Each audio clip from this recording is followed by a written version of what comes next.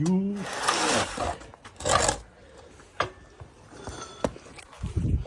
Woo! Hello people, just a quick update on the Chaser.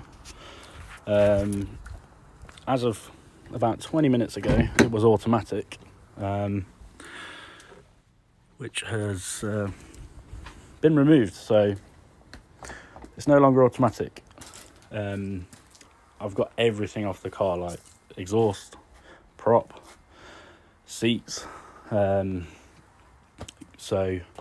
the plan is manual swap, if you didn't already guess. I've got an R154, which is the factory manual gearbox that came in Chasers. So phase one is complete, auto's been removed, so tomorrow onwards is basically reverse the process and install the manual. So I've got the manual gearbox, the clutch to install, the brake pedal to swap over. Got to do a little bit of wiring to trick the car to start, because it won't start unless it's in park. So I've got that to play around with, and then I've just got to bolt everything up, install the clutch, blah blah blah. So in not too long, hopefully, the Chaser will be manual, how it should have came, or how I should have bought one. Right, Chaser episode 2. Today I'm focusing on the pedals, basically, because the automatic gearbox obviously doesn't run a clutch, so I need to install a clutch, master cylinder and a pedal, and then the automatic brake pedal, which I'll show you now, is massive. So I've bought the manual version to swap, so all the pedals sit in the right place. But let me show you the mess that I'm working with at the minute. So I've basically took the kick panel off the underside of the column, which I thought would give me more room, but it's just completely exposed this mess. But we've got an accelerator and brake, which is massive, and no clutch. Now you can see a hole for the clutch master cylinder, which I'll show you, is just there. So the brake pedal comes bare. We've got a few brackets and locations for pins and things like that. So what I need to do is basically remove the brake pedal from the car now, and hopefully it's just a case of swapping over, like there's a sensor, spring, a pin that attaches to the master cylinder, things like that. And then the same process kind of follows with the clutch pedal, but this comes with a bracket.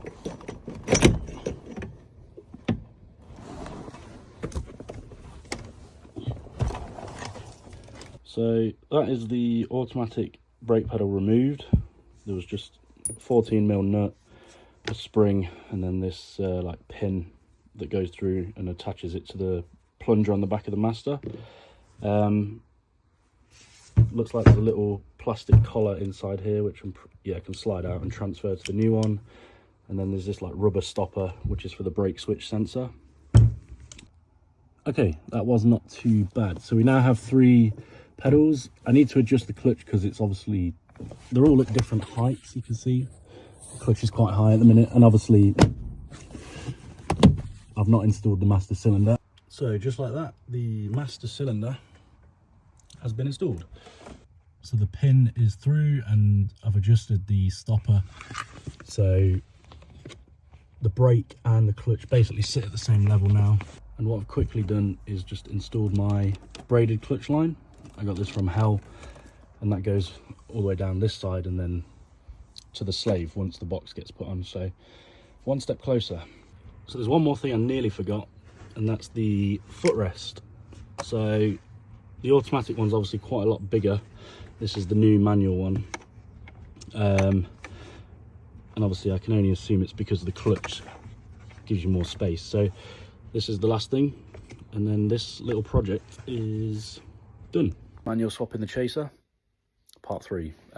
2 things in this video. I take a few things off the underneath of the car, and I build the pressure plate release bearing assembly for the R154. I'm under the car, and you can see the clutch line that I installed in my last video.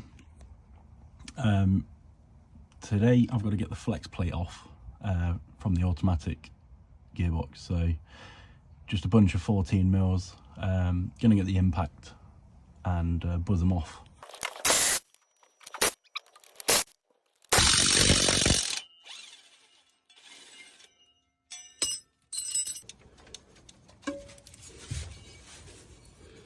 And that is the flex plate off. The rear main seal looks in pretty good nick, to be fair. So it's currently raining outside and it's dark, so I'm in the garage today. I'm building the throw-out release bearing for the clutch that's going on the car. I've gone for an ACT 6 paddle. Can't quite remember how much torque it holds, but way more than what I need at the minute, so should be plenty. But because it's a pull type clutch, I've got to basically build put the throw-out bearing on here with a bunch of washers, C-clamps, things like that. So that is what I'm going to be doing today. So in this orientation you get a wave washer, which is kind of concave. You can't really see it, but you can kind of see that it's pointing upwards. So that's on first in this case, and it sits on that ledge. And then you want the nylon washer, and then after that we want the bearing in this orientation. Now obviously that can just come off, we don't really want that, so there's a C clip and then there's a channel that runs around here. So basically I've now got to get this clip under the channel to stop this coming off. I actually ended up struggling with this quite a bit for about 10 minutes. This is just a sped up clip, but I pretty much realised that I needed to approach this differently. So that was a bit more difficult than I expected, so I kind of came up with a bit of a contraption, which I'll show you. So to put the C clamp on, you need to push down on this whole assembly to reveal the channel the whole way around. Now I've only got two hands, so I couldn't get two screwdrivers pressing on the C clamp as well as pressing this down at the same time. So this is the contraption I came up with. I've just gone around with the screwdriver and made sure it's all flush and seated, which it is. Now what I've done is just put a bit of grease on the contact surface on the underside of the release bearing. So I've put the pressure plate on top of the assembly, and now it's time for the three other washers. So the nylon washer goes first, and then we've got a wave washer, which is wavy, explains the name, and then the C clamp is the last thing to go.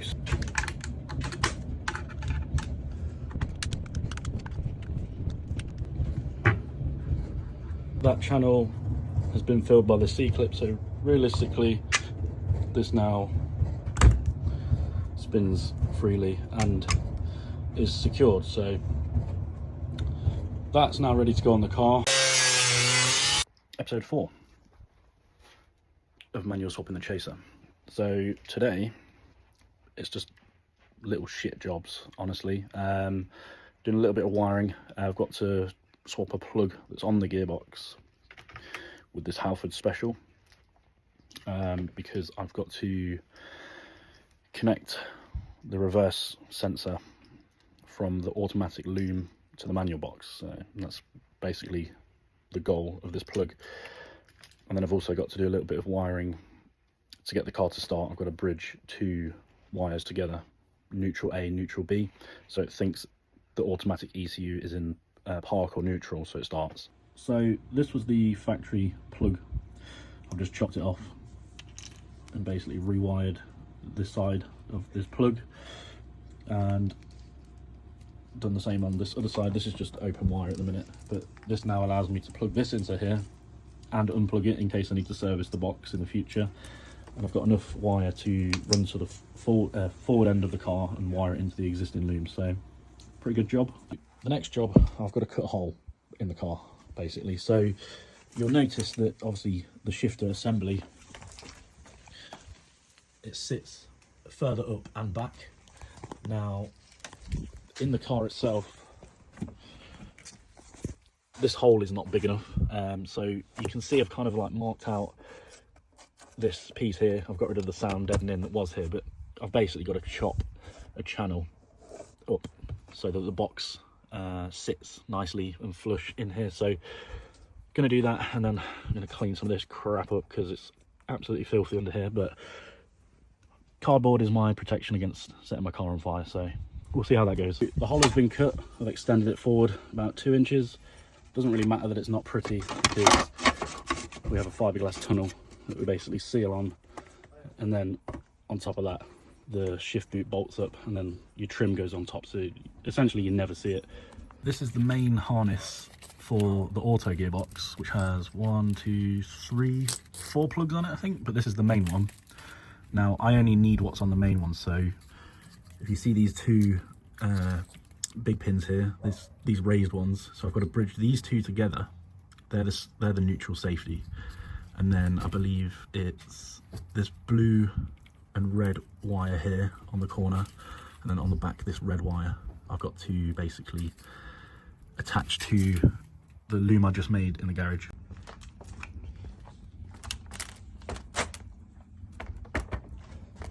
The pilot bearing's been replaced, the rear main seal's been replaced, the flywheel is on and torqued to spec with the new ALP hardware.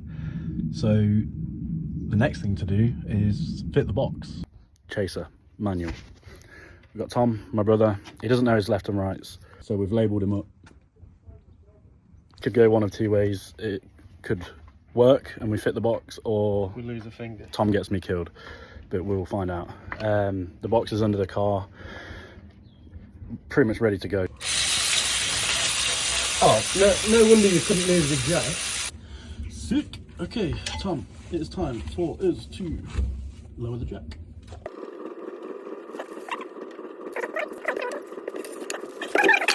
Boom, manual gearbox. So the box is in, it's just being supported by the jack. We've got a few of the bell housing bolts in, still got to do the top ones, but you can just ignore this. This is from yesterday's attempt, bit of blood. Obviously the glove, that's gone well, but we're about 50%. Okay, so the clutch pressure plate is on. There's 6 bolts that go around the whole thing, and I've torqued them in a star pattern to spec. You can see the release bearing that we built the other day, that's in there. So this now needs, the fork needs to basically slot in here, and then the slave cylinder slots in here. So that's what I'm going to do now. It is getting dark, so I'm not sure how much we're going to get done, but yeah, blood, sweat and tears apparently. So I've just put the clutch fork on. You can see it pivots nicely against the release bearing. Now if you see from this side, there's like a little dip. This is where the plunger for the slave cylinder goes, so I'm going to go grab that and fit that now. Slave cylinder is in and it's pushing up against the fork, and I've also installed the braided line down the bottom.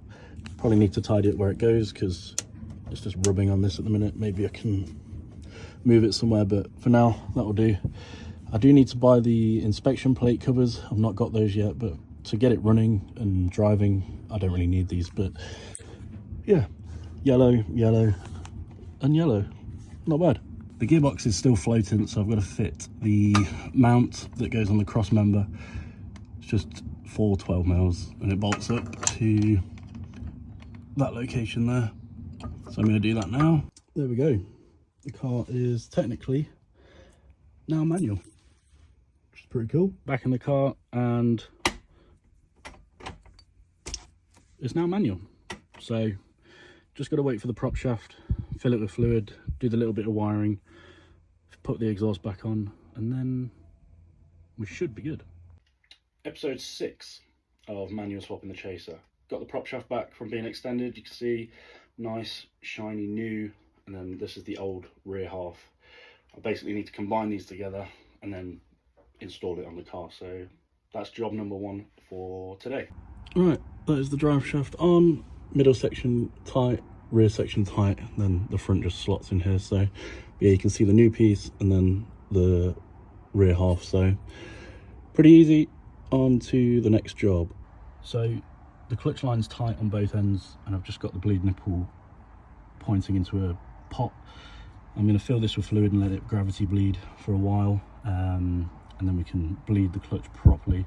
This is one of the inspection holes on the gearbox, and in my last video I said that I hadn't got the plates, so I managed to pick these up and they just bolt up like that. So I'm gonna get this side bolted up, but I'm gonna leave the other side open because that's where the master is. I have got it. I'm just gonna make sure the clutch is engaging first before I seal it up, but I can do this side because there's nothing really going on here that I need to worry about. As you can see, we've bled the clutch, so when the pedals press, the slave activates and the pressure plate disengages.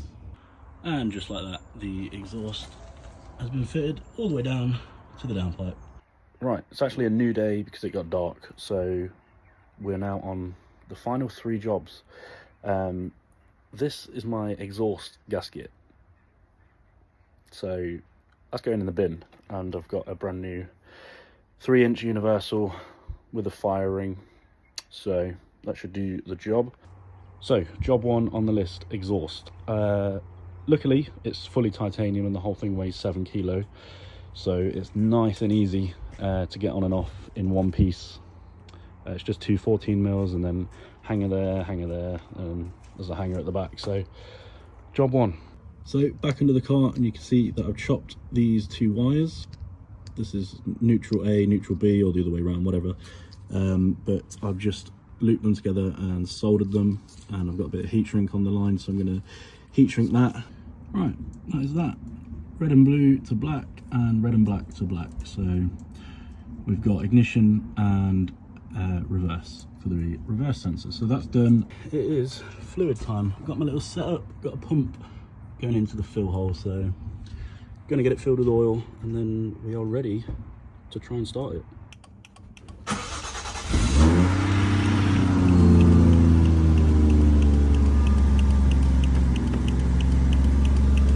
So car's in first gear and the rear wheels are turning, which means success.